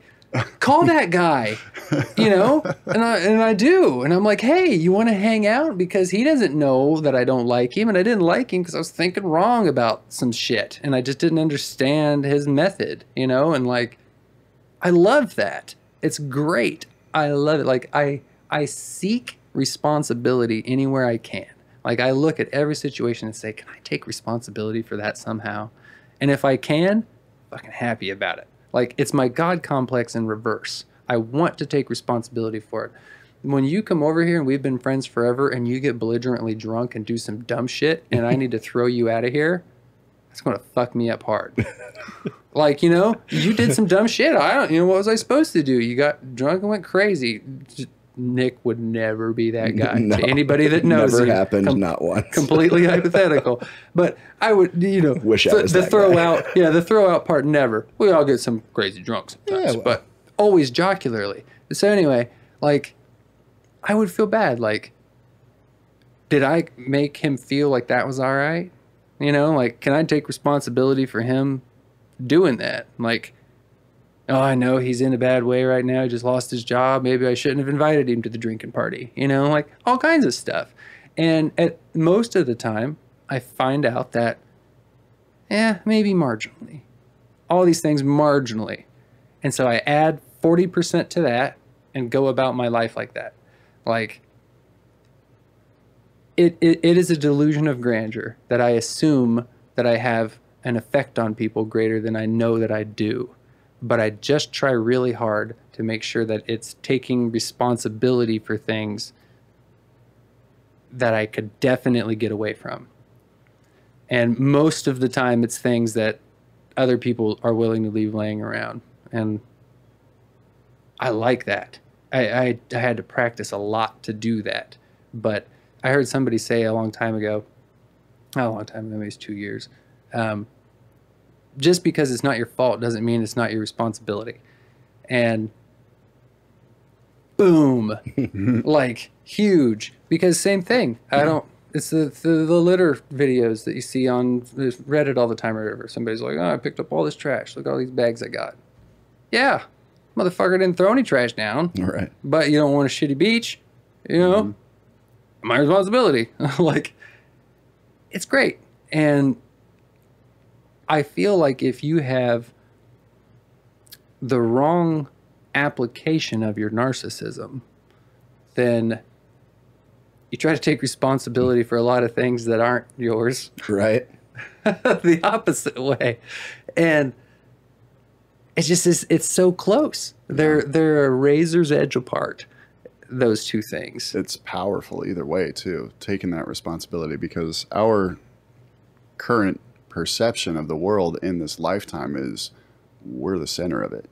We're in the center stage and everything is outside of you.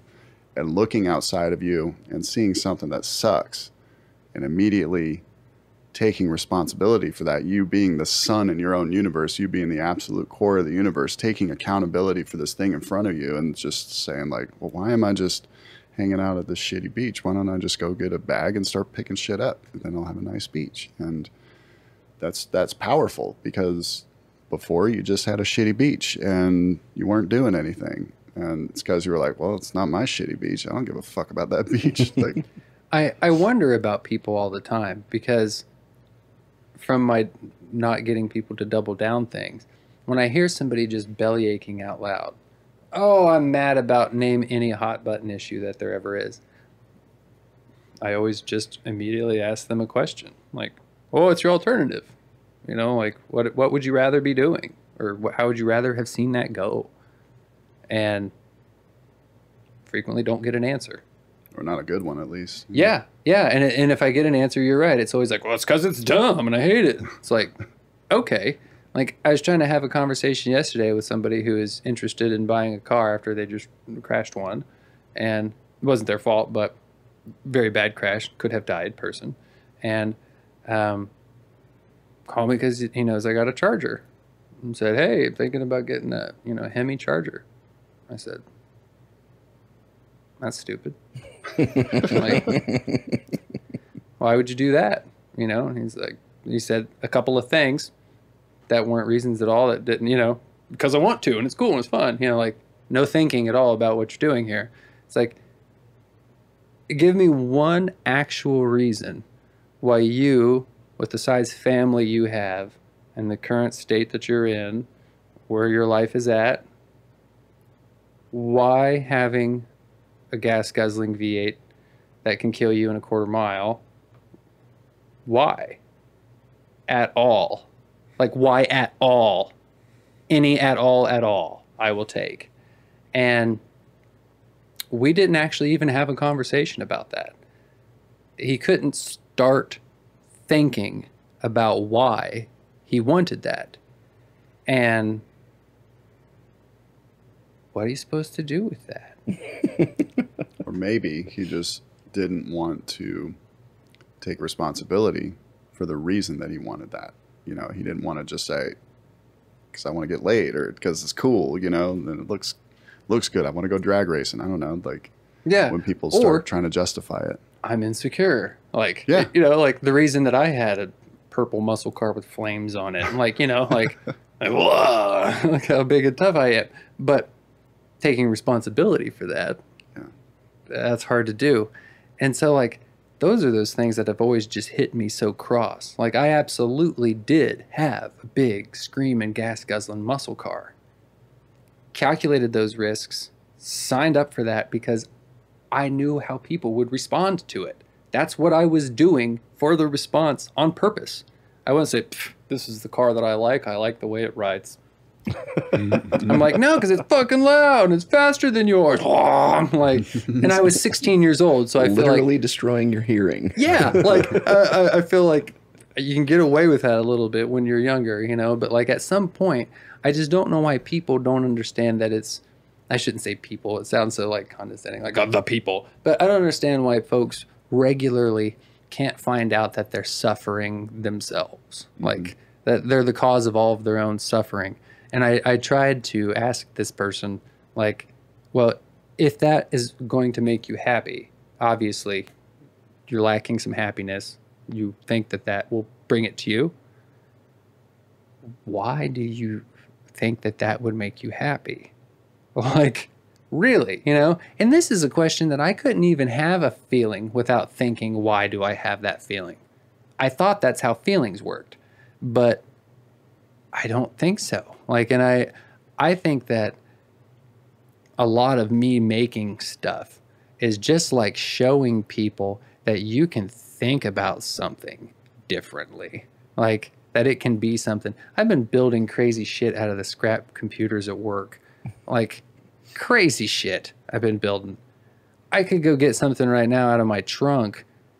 It's like this big wall art thing that I made out of crazy circuit boards, and I probably spent like 50 hours on that. And like somebody walked by and said, "You gluing trash together? Fucking put it in my trunk. Nobody's getting it." Like, you know, because like I can't do that. And like I was making that at work from all the work stuff, intending to put it on the wall at work because like it's made from stuff here and it's all what we do. Nope. Like, you can't even listen to this fucking song. You can't look at it either, you piece of trash. Like so now I've got this thing in my trunk that won't fit in my house anywhere. It won't fit in the wood paneled room with all the zen-ness and the plants. Like, it's all my components. But like, you know, I hope that I put stuff out there that will get a different reaction. And of course I know full on well that you don't hear compliments as well as you hear negative things. Like, people say those first and loudest all the time. Shouldn't let it bother you and all that. But I think it's the fact that I'm not really doing this for anybody anymore. And so when somebody walks by and calls it trash, it actually hurts my ass. Like, I'm like, Before I was making it to sell and I spent a lot of time and you're being disrespectful. But now it's like, And so that's why I always just give it away for Christmas. I'll wrap it up in a box. You see you later. If you hate it, just break it. Don't care. No hard feelings. Yeah. I made it to give it to you. That's what I did. And what you do with it's fine. Don't have any feelings beyond that. Well, I think we've covered a lot of pretty profound subject matter overall. I think I'm just getting started. I know, and we've warmed up. Proven historically that when we get together, any combination of two of the three of us, I think we can probably talk infinitely, only constrained by other scheduled activities. And I know that we're getting close to your bedtime. Oh, I hit puberty recently, Nate. Oh yeah? Did you see me when I had face hair? I had a beard and goatee for like 2 months. I did see the goatee. Way weird. But I stay up till 2 now Oh wow. and get up at like 5. All right. Well, I was gonna try and take us towards an ending to this 2-hour monster, but If I don't look at time, I don't know about it. Isn't that fun? There's another fun fact for me. I also don't remember to eat. I don't get hungry, and that I just notice I'm dizzy. And then I'm like, oh, I guess it's been since yesterday. I had a handful of nuts today. For real. Like before you guys got here, I was like, oh, I haven't eaten yet. I guess I had granola bars at breakfast, but yeah. well, I just the same. I was gonna ask if you had any, and I think that you've already done this multiple times over so far, but I was gonna ask if you had any specific wisdom that you could give to our listeners, because there are definitely people from all walks of life that are listening to the show by now, and you yourself having been at one time a stage performer, right? An active in the world artist, if you will. Nowadays, your art still persists, but in a much different form, and now you're primarily father, husband, and working for somebody else, but still managing to find a lot of comfort and peace in your creative output. What if you were to distill any of that into just a couple of bullet points? What would be some of the most important pieces of that advice that you could pass along to people at large? How you do anything is how you do everything. And when you throw dirt, you lose ground. When I think about that, every hair on my body stands up. Like it's how I make every decision these days. It's well said. Yeah. You have a good way of condensing things down to like little compressed ideas. Been practicing for 4 years now. The boy's 4 years old. Well, and hopefully that narcissistic act has a positive outgoing ripple effect through future great acts, because I see young Max doing a lot of positive things in his life. Yeah, I certainly hope so. I wouldn't assume that he is going to go into the world and cause nothing but joy. There's a part of creating another human that knows that it reinforces the fact that there's not black and white, because he's the only white thing I have for sure, as far as just completely beautiful. That's my opinion, you know? Like, and man, he's going to hurt people and he's going to do bad things. And I kind of did that, like, yeah. But there's no other way that I would rather have it, because you were talking earlier about being important in the center of the world. I always talk about all the little people are all really important. And I've had people say, that sounds pretty arrogant. I say, I'm one of those. I'm really important too. Then, don't forget that. Like, don't forget that. Everybody is that same important. Yeah. Or not. It's I guess it's up to your own choice as to how important you want to be, right? What's important? I don't even know. You guys need a chant or something to end one of these. A chant? Yeah, like where we put our hands in and say break, but less overdone. Oh, yeah. I was about to start some throat singing. Throat singing. Can you do that? Thinking like some monk chanting. Oh,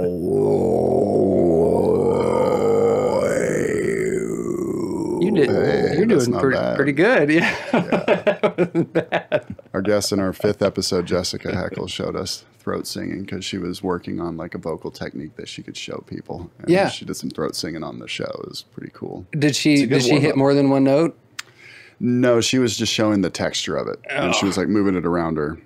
I mean, she may have like moved around a little bit, but she didn't do it to throat sing. It was like kind of an accident, you know. If you're good at that, you can hit more than one note at one time. Oh, Yeah, that's what they harmonize with themselves in their own throats. I'm going to practice. there's definitely that sound quality to it. Yeah. I would like resonance. to do one thing before we completely wrap up. Okay.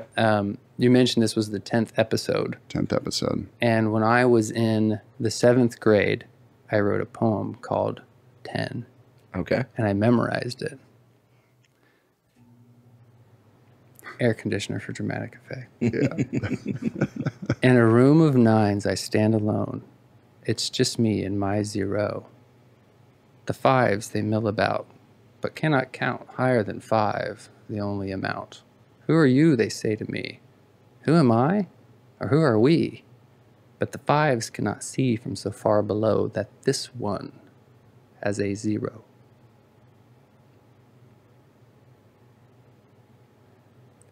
It used to be an arrogant poem, but what it turned into for me was when I say something to someone that they simply haven't experienced and can't understand. Can't understand means can't understand. There's no judgment that should be attached to that.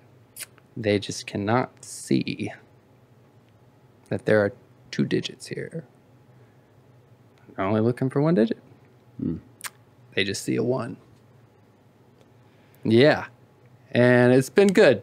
It's been good. And so if that fits into your 10th episode, since Absolutely. I had the 10s. Well, perfect. There's at least an outside chance that someone was on some concoction of interesting substances when they listened to that, and that might have been everything they needed to hear in the universe. Yeah. This was planned all along. It's the only thing I wrote down, and it was only earlier when you guys said that this was the 10th episode. I made one note. Episode 10, poem of 10s. Nice. I love it. Yep. Perfect. It's pretty Thanks for trippy. coming over, guys. Thanks for being a guest on our show, man. Thanks for Like, having us on our show. Yeah. Yeah. Next time I'll let you guys talk. Probably won't. No, dude, I love it, man. I love all the ideas that I get from our conversations, and like that's one of the main reasons that I wanted this was because I wanted to share that with people. That we can drum up some pretty That weird makes me territory. feel so huge. I feel bad almost anytime anyone ever leaves my house. I just think about how much I didn't shut up. Like all the time. And you guys just don't make me regret myself. Good. Good. Ever. Yeah. And it's awesome. And I still have the same pangs. You guys leave, I'm like, it's whatever. But then you show back up and tell me that something I said you thought about and did something with. And I'm like, yeah.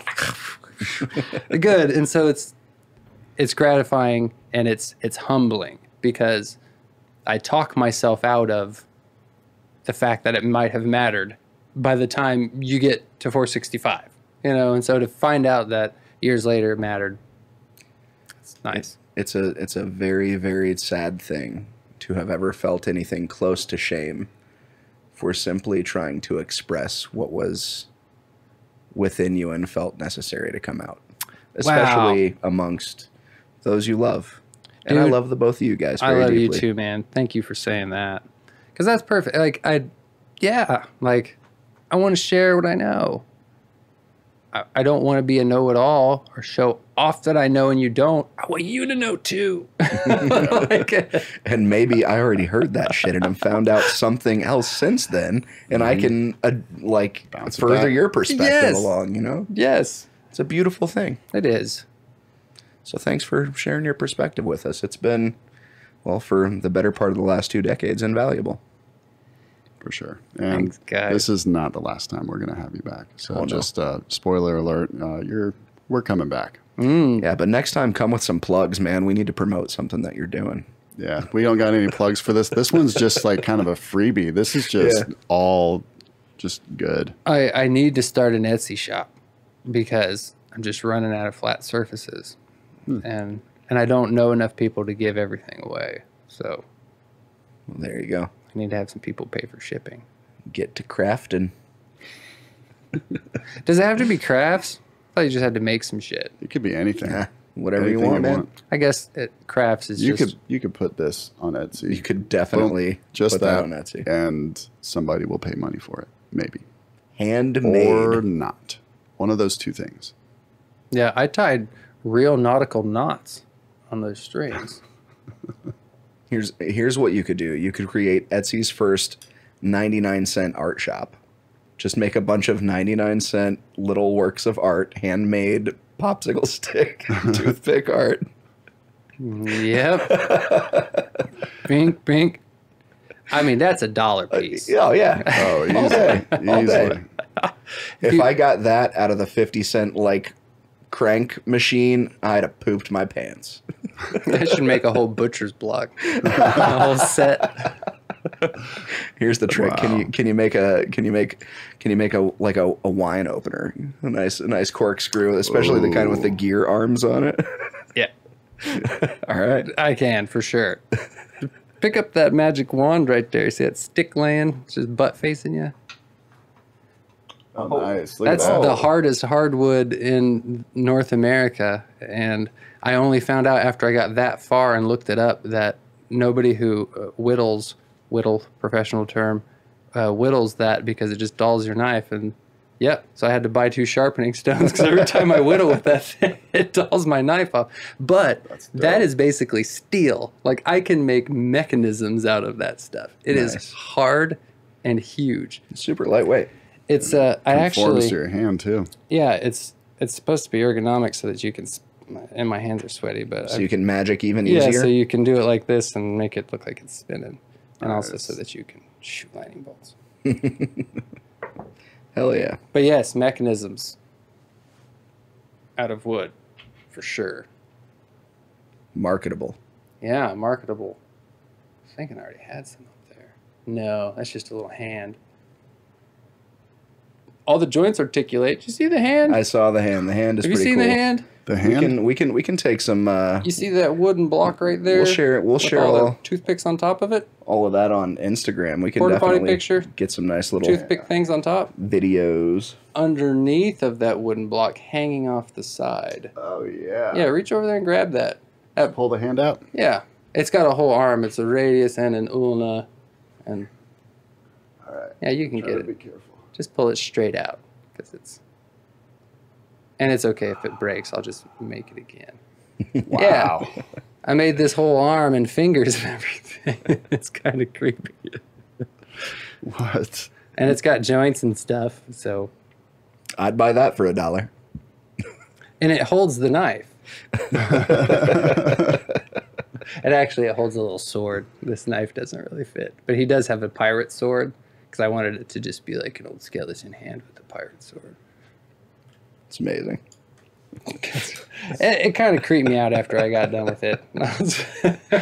It is pretty gnarly. Because each one of those joints is just the toothpick, and I would just cut the toothpick off at an angle and then put a dot of glue on it and stick it back on until it looked like a finger. Yeah, it was weird. But I think you nailed it on the head when you described his creative process more in the terms of like that just constant like output. You know, it's not like, I mean, did you really set out to make an arm, or did you see something for a second and you were like, that kind of looks like an arm. I'm gonna. I quite literally just started carving a stick. I said, and I made this swoop, and it looked like the swoop in a bone. Mm. And then I tried to make it a bone with 2 ends, and one of them knocked off. And I said, well, I guess it's a ball and socket, so it can only be a hip or a shoulder. And hips aren't fun.